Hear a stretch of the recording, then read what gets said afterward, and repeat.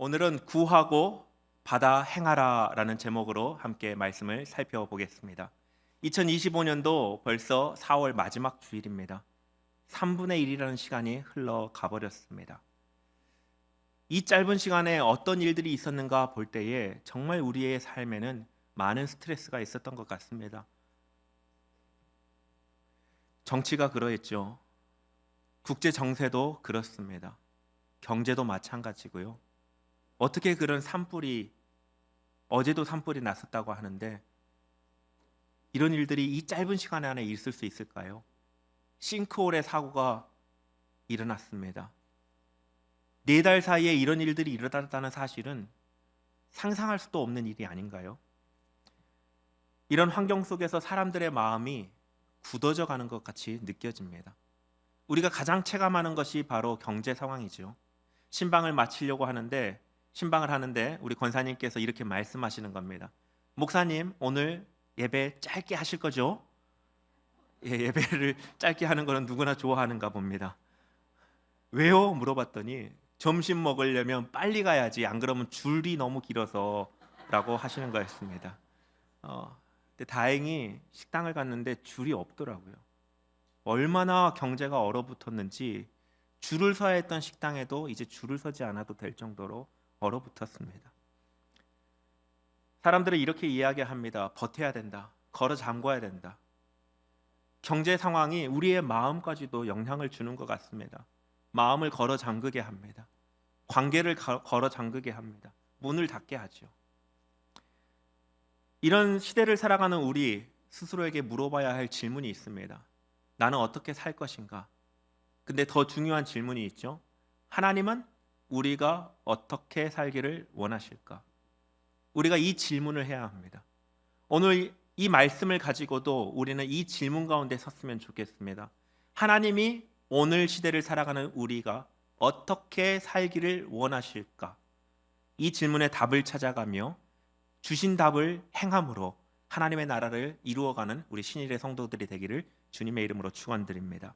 오늘 말씀의 제목은 구하고 받아 행하라입니다. 우리 다시 한번 따라 해볼까요? 구하고 받아 행하라. 세 가지의 명령입니다. 이 명령을 중심으로 말씀을 살펴보겠습니다. 구하고 받아 행하라. 첫 번째는 구하라입니다. 구하라. 하나님을 신뢰함으로 구하라는 것이지요. 그리스도인은 하나님께 기도합니다. 기도하면 무엇이 있죠? 기도하면 끝인가요? 기도하면 응답이 있습니다. 원하시지 않나 봅니다. 기도하면 응답이 있어요. 근데 기도하는 사람들이 아이러니하게도 이런 질문을 한 번씩 하곤 합니다.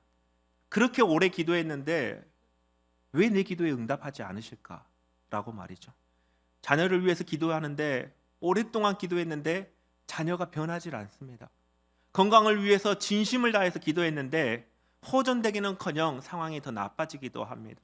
내 삶이 변화되기를 위해서 도움을 구하며 기도했는데 삶의 변화가 일어나지 않아서 힘이 빠진 경험은 없으신가요?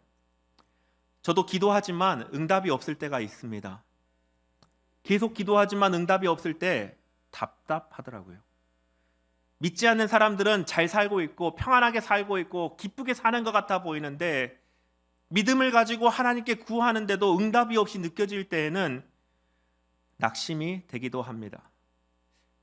어쩔 때는 하나님이 계시는가 하고 의심이 되기도 하고 내가 기도를 잘못했는가? 정성이 부족했는가? 별의별 생각이 들 때가 있습니다. 하나님은 구하면 정말 주시는 하나님이십니까?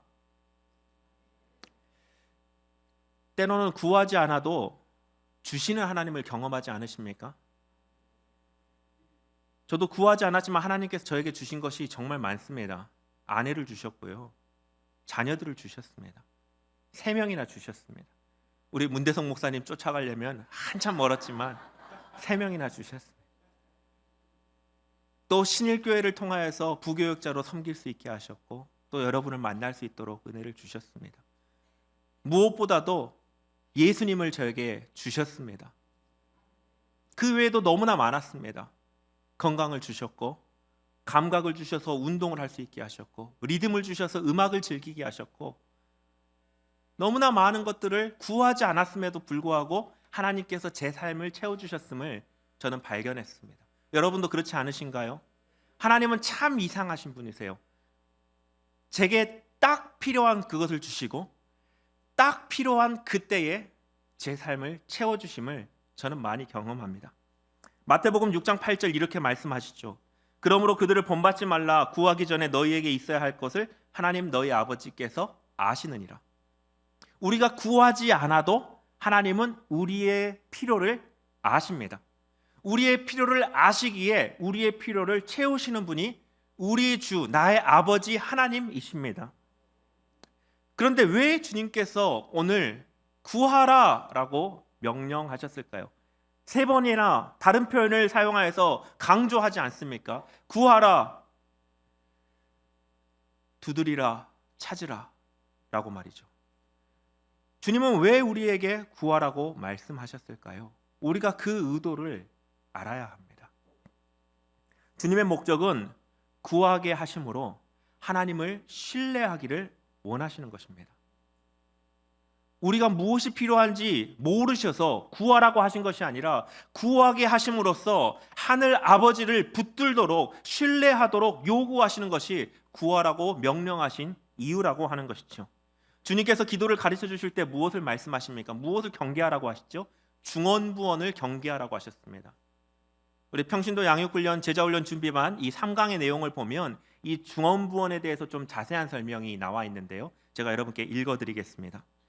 중언부언이란 잡다할 정도로 말을 길게 끌거나 아무 의미 없는 말을 거듭 반복하는 것입니다. 이방인들은 주문과도 같은 내용을 지겹고도 공허하게 계속 반복함으로써 신을 감동시켜 목적을 달성하려고 합니다. 중언부언은 줄 자와 받을 자가 아무 관계가 없다는 것이 그 문제의 핵심입니다. 그러므로 구하는 사람은 줄 사람을 어떻게 해서든지 감동시켜야 합니다. 한마디 말로는 설득되지 않는다고 생각하고 말을 많이 해서 감동시키는 지성이면 감천의 원리가 중언부언입니다. 거지는 원하는 것을 받기 위해 불쌍하게 보여야 하고 목적을 달성될 때까지 같은 말을 반복해야 합니다. 성도는 하나님이 아버지이심으로 감동시킬 필요가 없습니다. 자녀는 당당하게 요구할 수 있습니다. 주님께서 중언부언을 경계하라고 하시는 이유는 구하라, 지극정성으로 구해라. 그 지극의 양을 봐서, 정성의 양을 봐서 내가 주든지 말든지 하겠다라고 하신 말씀이 아닙니다. 행위의 대가로 구하는 것은 아무런 관계가 없는 사이에서 하는 행위입니다. 아무런 관계가 없기 때문에 대가가 필요한 거예요. 열심히나 노력으로 구하라 이런 의미가 아닙니다. 구하는 사람과 줄 사람의 관계가 아버지와 아들의 관계라면 어떨까요? 그렇게 하지 않습니다. 내 아버지이심을 확신하고 신뢰할 때에 자녀는 당당하게 구하게 돼 있습니다. 하나님이 구하라라고 말씀하신 이유는 구하라 이것을 통하여서 하나님이 어떤 분인지 우리가 알기를 원하시는 마음이 있습니다. 내 아버지시구나. 내 아버지시구나. 구하게 하심으로 하나님을 신뢰하기를 요청하시는 명령입니다. 그래서 구하라는 명령은 하나님을 신뢰하라는 명령이 되기도 합니다. 하늘아버지가 나의 아버지 되심을 신뢰하며 구하시길 바랍니다. 하나님을 신뢰하는 것이 어떤 뜻일까요? 얼마 전에 제 막내딸이 이런 말을 한 적이 있습니다. 너무나 큰 감격이 됐습니다. 제가 여러분께 그 감격을 나눠드리고 싶습니다. 아빠와 엄마가 없으면 나는 어떻게 살지? 참고로 제 막내딸은 7살입니다. 아빠와 엄마가 없으면 나는 어떻게 살지? 그 다음 말이 있습니다. 밥은 누가 해주고 다리가 아플 때는 누가 업어주지? 제 딸이 무엇을 믿고 있죠? 부모님은 어떤 사람이다? 밥 해주는 사람이다. 부모님은 힘들 때 업어주는 사람이다. 아주 당당하게 요구합니다. 배고파요? 밥 주세요. 힘들어요? 업어주세요. 이것이 신뢰하는 것입니다. 여러분 이런 고백을 하나님께 해보셨습니까? 하나님이 없으면 내가 어떻게 회사를 경영하지? 하나님이 안 계시면 내가 어떻게 회사 생활을 할지? 하나님이 안 계시면 내가 어떻게 가정을 돌보고 자녀를 양육할 수 있을까? 하나님이 안 계시면 내가 어떻게 학업을 할 수 있을까? 이런 고백을 해보신 적 있으신가요? 이 고백이 주님을 신뢰하는 증거입니다. 우리의 삶에 주님을 신뢰하되 주님이 안 계시면 아무것도 할 수 없습니다. 주님을 붙드는 그 믿음의 고백으로 주님께 구하는 자리로 나아가시기를 주님의 이름으로 축원드립니다. 많은 그리스도인들이 구해도 받지 못하는 이유가 있습니다. 신뢰하지 않아서 그래요. 왜냐하면 하나님 외에 붙드는 게 너무 많기 때문에 그렇습니다. 이것도 붙잡아야 되고 저것도 붙잡아야 되고 이제 머리로는 주님을 붙잡아야 되는 걸 아는데 손이 없네요. 힘에 부치네요. 여력이 없네요. 주님을 붙잡을 여력이 없어서 주님을 놓쳐버리는, 주님을 신뢰하지 않고 다른 것을 의지하려고 하는 그런 어리석음을 범해버립니다. 오늘 주님은 강력하게 명령하십니다. 구하라. 주님을 신뢰하라는 것입니다. 우리가 철저히 주님을 신뢰함으로 주님 앞에 나아가 구하는 그 믿음의 사람이 되시기를 주님의 이름으로 축원합니다. 구하여 받아 행하라. 두 번째는 받으라 명령하십니다. 받으라. 성령을 받으라입니다.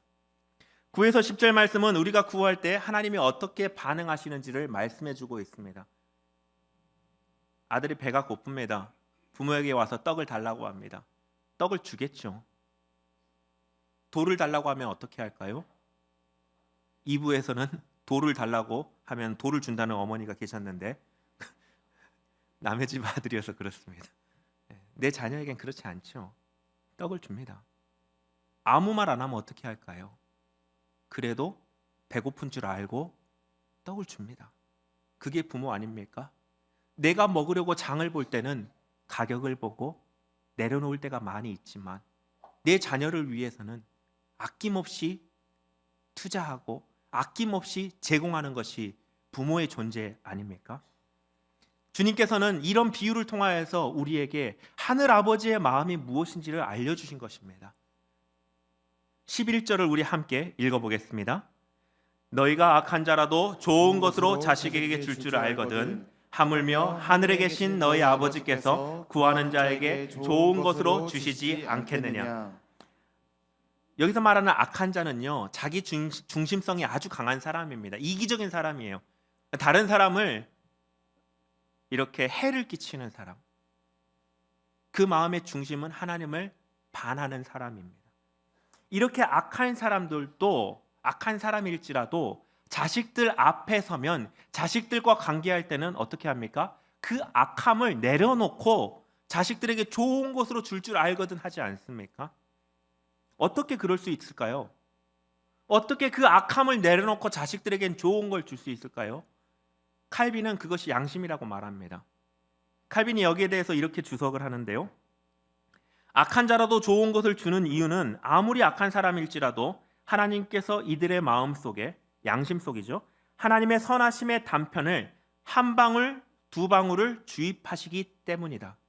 한 바가지도 아니고요, 그냥 한 방울 주입했을 때에 아무리 악한 사람일지라도 그 양심 속에 있는 하나님의 선하심의 단편의 영향을 인하여서 자녀들에게 좋은 것을 줄 줄 알거든, 이렇게 설명을 합니다. 주님께서 이 악한 아버지, 부모와 하늘 아버지를 비교하는 데는 이유가 있습니다. 악한 자라도 그 마음에 하나님의 선하심의 한 방울만 있으면 자녀에게 좋은 것으로 줄 줄 알거든, 선하심의 본체이신 하늘 아버지께서는 얼마나 좋은 것으로 자녀에게 주시겠느냐, 확실하게 주신다라고 말씀하기를 원하셨던 것이죠. 이 말씀은 비교할 수 없는 최고의 좋은 것을 주시겠다는 약속입니다. 이 약속이 우리 모두에게 주어졌습니다. 저는 이 하늘아버지가 주시는 좋은 것에 수식어를 개인적으로는 좀 붙이고 싶습니다. 하나님 나라급의 가장 좋은 것. 급에도 정도가 있더라고요. 제가 언젠가는 정말 그 고급 호텔에서 물을 마신 적이 있습니다. 물을 마시는데 물맛이 달라요. 똑같은 물을 마시는데 저희 집에서 맨날 마시던 물과 물맛이 달랐습니다. 이게 물이 아닌 줄 알았습니다. 고급 물이더라고요. 급이 다르더라고요. 아, 물에도 급이 있구나. 같은 물이 아니구나. 그때 알았습니다.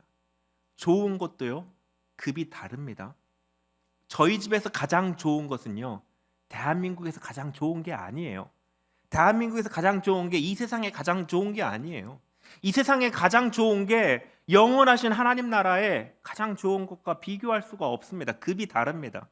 악한 자가 주는 거는 이 세상에 좋은 것일지 모르겠지만 하늘아버지가 주시는 거는 하나님 나라의 가장 좋은 것, 급이 다른 것을 우리에게 주시겠다고 말씀해주고 있습니다. 이 좋은 것이 무엇입니까?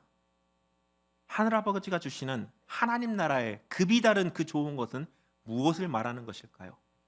오늘 본문이 누가복음에도 함께 기록되어 있습니다. 누가복음에는 조금 더 구체적으로 그 좋은 것이 무엇인지 설명해 주는데요. 우리 누가복음 11장 13절 함께 읽어보겠습니다. 너희가 악할지라도 좋은 것을 자식에게 줄 줄 알거든 하물며 너희 하늘 아버지께서 구하는 자에게 성령을 주시지 않겠느냐 하시니라. 구하는 자에게 무엇을 주신다고요? 성령입니다. 여러분, 만약에 자녀에게 딱 한 가지를 물려줄 수 있다면 무엇을 주시겠습니까? 아마 고민 많이 하실 겁니다. 내가 줄 수 있는 것 중에 가장 좋은 것, 그리고 이 자녀에게, 내 자녀에게 가장 유용한 것, 평생토록 인생의 가치를 깨닫고 정말 이 자녀를 위해서 도움이 되는 가장 좋은 것 주시지 않으시겠습니까? 하늘 아버지께서 우리에게 그런 관점으로 자녀에게 가장 좋은 것, 가장 필요한 것을 온 우주를 망라해서 영원한 하나님의 나라를 통틀어서 주시는데 그것이 바로 성령님이시라는 것입니다. 우리 삶의 가장 근본적인 것이기 때문에 그렇습니다. 우리 안에 내주하시는 성령님입니다. 왜 하나님은 구하는 그의 자녀들에게 하늘의 가장 좋은 것, 성령님을 주실까요? 성령님은 어떤 분이십니까? 그가 하시는 일을 우리가 잘 알아야 합니다. 세 가지로 한번 정리해 보았습니다. 먼저 성령님은 내가 하나님의 자녀임을 깨닫게 하시죠. 고린도전서 2장 12절 말씀 읽어드리겠습니다. 우리가 세상의 영을 받지 아니하고 오직 하나님으로부터 온 영을 받았으니 이는 우리로 하여금 하나님께서 우리에게 은혜로 주신 것을 알게 하려 하심이라. 성령님은 진리의 말씀, 복음을 알게 하십니다.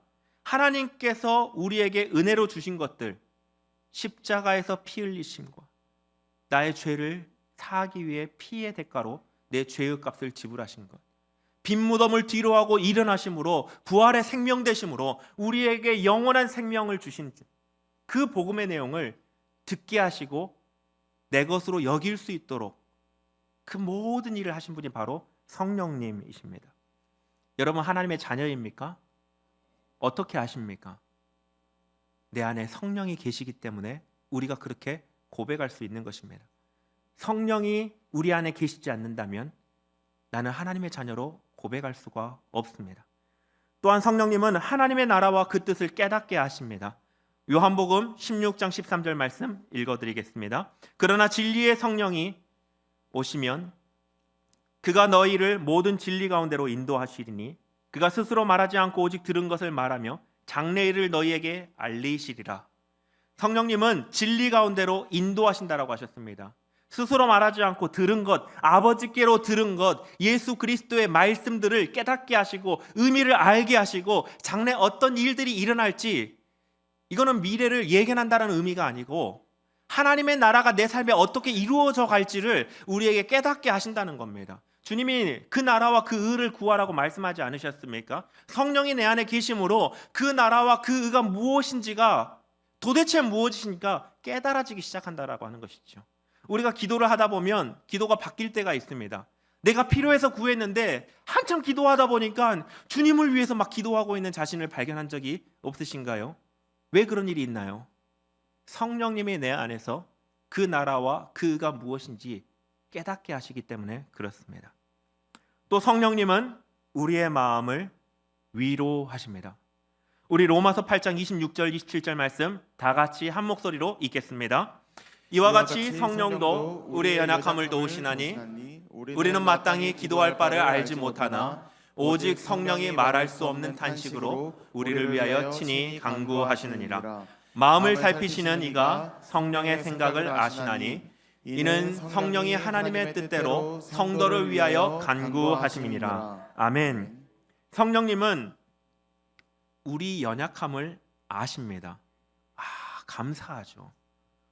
여러분, 결단하면 그대로 사라지던가요?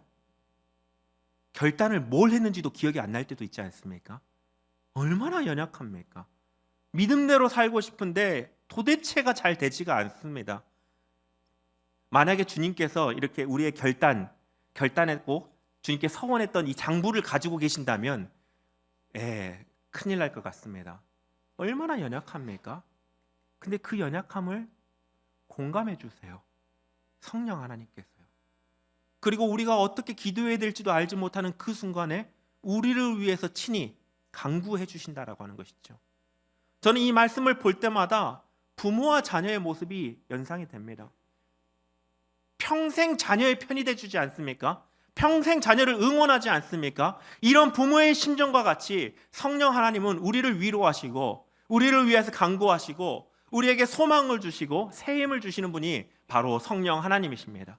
성령님은 우리가 하나님의 자녀임을 깨닫게 하시고 그의 나라와 그의 뜻이 무엇인지 깨닫게 하시고 우리를 위로하고 새 힘을 주심으로 하나님의 나라를 일구도록 우리 안에서 일하십니다. 그렇기 때문에 하늘아버지께서 우리에게 하나님 나라의 가장 좋은 것 성령님을 주셨다라고 하는 것이죠. 야고보서도 이렇게 말합니다. 1장 5절 말씀인데요.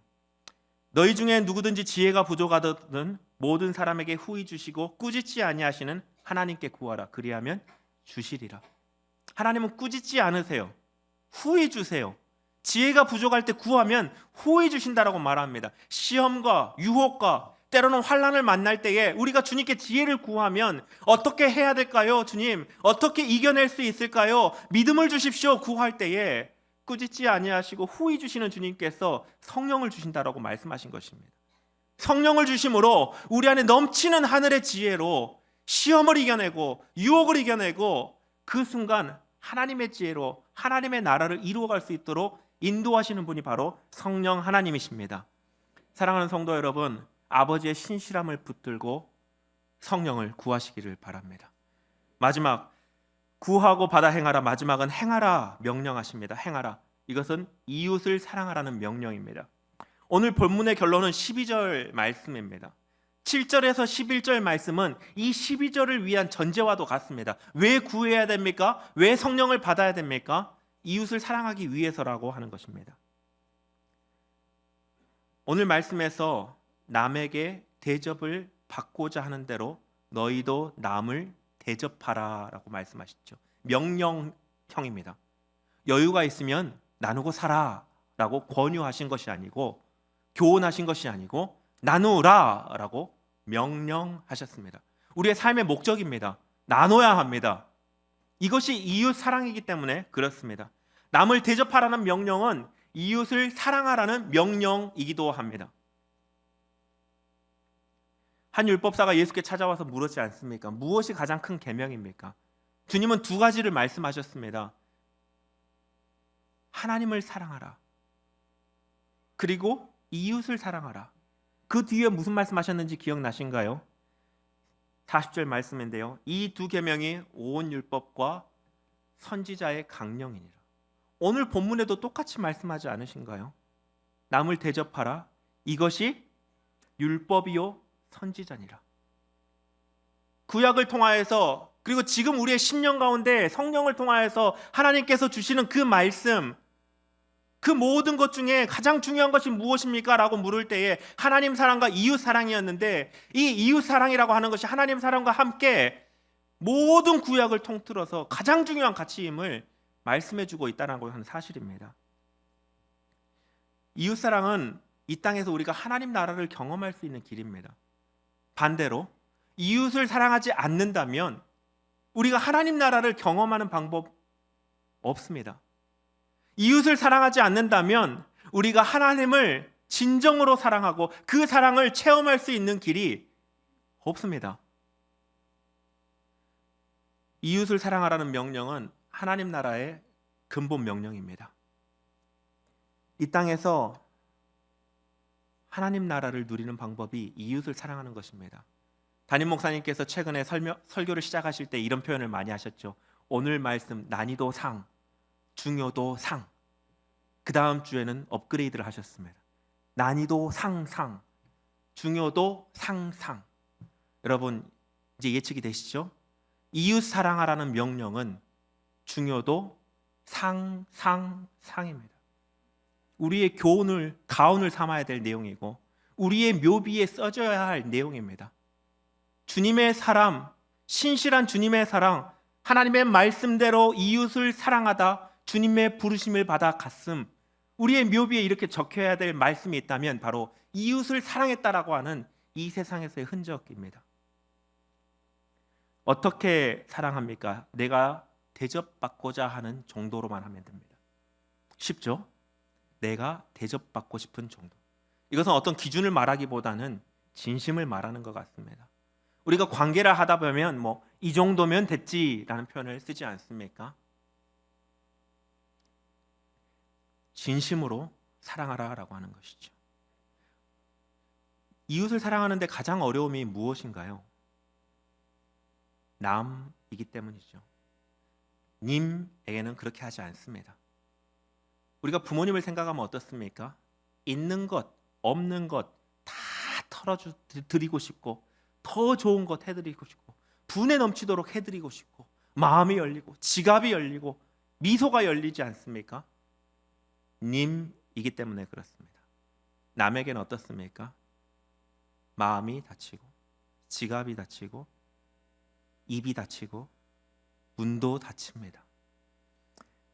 성령님이 함께 계시면 남이었던 관계가 님으로 바뀌어질 줄로 믿습니다. 성령님의 도우심으로 우리가 이 세상 사람들 다 남으로 여기고 마음을 닫고 살지만 버텨야 된다라고 말하지만 우리는 님으로 여겨 섬기며 하나님의 나라를 일구어 가시기를 바랍니다. 결론입니다. 구하고 받아 행하라. 구하십시오. 주님을 신뢰하심으로 구하십시오. 받으라 명령하셨습니다. 성령을 받으십시오. 성령을 사모하시길 바랍니다. 행하라. 이웃을 사랑함으로 하나님의 나라를 이루어 가시기를 바랍니다. 이를 위해서 여러분들과 두 가지 적용점을 나누고 싶습니다. 먼저는 구하기 위한 자리, 은혜의 자리를 찾아가시기를 바랍니다. 구하겠습니다. 결단 이걸로 안 됩니다. 그 자리를 적극적으로 찾아가시길 바랍니다. 세일의 특별 새벽 부흥에 이제 2주밖에 남지 않았습니다. 24년 동안에 세일의 특별 새벽 부흥회를 통해 얼마나 많은 사람들이 기도의 응답을 받았는지 모릅니다. 육신의 질병에 치료가 있었습니다. 마음의 묶임에 노임이 있었습니다. 관계가 회복되었습니다. 가정이 일어났고 배우자를 만났고 태문이 열렸습니다. 어려운 그 기업을 운영하시다가 막막했을 때에 주님이 만들어주신 창의적인 그 지혜로 돌파구를 만나는 많은 경험들이 있었습니다. 올해 제25차 세일의 새벽 부흥회 왜 하는지 아십니까? 하나님께서 당신을 위해서 준비해 두신 것입니다. 여기에 집중하십시오. 오겠다고 참여하겠다고 지금 마음을 정하십시오. 고민해 보겠다 하지 마십시오. 그리고 오늘 꼭 기도 제목을 다 넣으시기를 바랍니다. 기도 제목 넣으신 분은 현장에 다 오셔야 합니다. 유의하셔야 될 게 있는데 유사품에는 조심하셔야 됩니다. 기도처를 찾아가야 돼요. 기도의 자리 골방을 찾아가야 됩니다. 2주 후부터 기도하자는 게 아닙니다. 오늘부터 기도해야죠. 골방을 찾아가서 주님이 나의 아버지십니다. 고백해야죠. 주님의 사랑을 마음껏 누려야죠. 내가 그의 자녀입니다. 감격해야죠. 그리고 구해야지 않겠습니까? 신일교회에서 준비한 그 기도처 마음껏 오셔서 기도하십시오. 수요기도회, 금요기도회 끝나면 집에 너무 빨리 가지 마세요. 1시간 음악 틀어집니다. 기도하십시오. 만약에 형편이 좋지 않아서 가까운 기도처를 찾아가실 때에는 우리 교구 목사님과 꼭 상의하시길 바랍니다. 유사품에는 주님이 안 계십니다. 기도의 응답이 없습니다. 이단의 길로 가지 않도록 유의하시기를 바랍니다. 두 번째로 도전드리고 싶은 거는 우리가 이웃을 실제로 사랑해야 되겠습니다. 여러분, 앞집의 문이 항상 닫혀 있죠. 여러분, 윗집에 누가 살고 계신지 아시나요? 아랫집의 형편은 어떤지 아시나요? 만약에 주님께서 여러분에게 내 이웃의 형편이 어떠냐라고 물어보신다면 여러분 대답할 것이 준비되어 있습니까? 우리가 수없이 이웃을 사랑하겠습니다. 결단했을 것입니다. 기도했을 것입니다. 근데 이웃을 사랑하라는 것은요, 표어가 아닙니다. 실천입니다. 찾아가야 합니다. 왜요? 우리는 하늘아버지가 주시는 사랑과 은혜, 감격이 생명이 있기 때문에 이걸 이웃으로 가지고 가야 할 부르심을 받은 사람들입니다. 찾아가십시오. 감사를 고백하고 함께 살고 있어서 감사하다고 하십시오. 오늘 집에 가시는 길에 과일 한 봉지씩 사서 문에 걸어 두십시오. 오늘 예배하면서 너무 기뻐서 그 기쁨을 나누고 싶다고 메모도 남겨보십시오. 윗집의 아이가 너무 띱니까? 가서 축복기도 해주시고 잘생겼다고 예쁘다고 해주십시오. N축제로 초대도 해주시고 말이죠. 내가 대접받고 싶은 대로 그렇게 표현하시고 나누시기를 바랍니다. 사업장을 경영하시는 분들, 거래처에 그분의 매장을 운영하시는 분들, 들어오시는 손님들, 캠퍼스와 직장에 계시는 분들, 동료와 학우들이 있습니다. 하나님이 주신 이웃들입니다. 이분들에게 어떻게 사랑하시겠습니까? 우리가 현대사회는 너무나 바쁜 것 같습니다. 할 일이 너무나 많습니다. 아침부터 저녁까지 힘을 다해도 끝내지 못할 정도로 너무나 바쁩니다. 여유가 없죠. 지치고 버텨야 될 것만 같고 버거울 때도 많이 있습니다. 저도 그렇습니다. 그럼에도 불구하고 우리는 이웃 사랑에 우선순위를 다해야 됩니다. 우리가 살다 보면은요, 붙잡고 있는 일들이 하지 않아도 될 일들이 생각보다 많습니다. 사라져버리고 헛된 일도 너무나 많이 있습니다. 그런데 이웃을 사랑하는 것은요, 사라져버리는 것, 헛된 일이 아닙니다. 하늘의 것을 구하는 일입니다. 기도의 처소를 찾아가시고 이웃을 사랑함으로 구하여 받아 행하는 믿음의 성도들이 되시기를 주님의 이름으로 축원드립니다.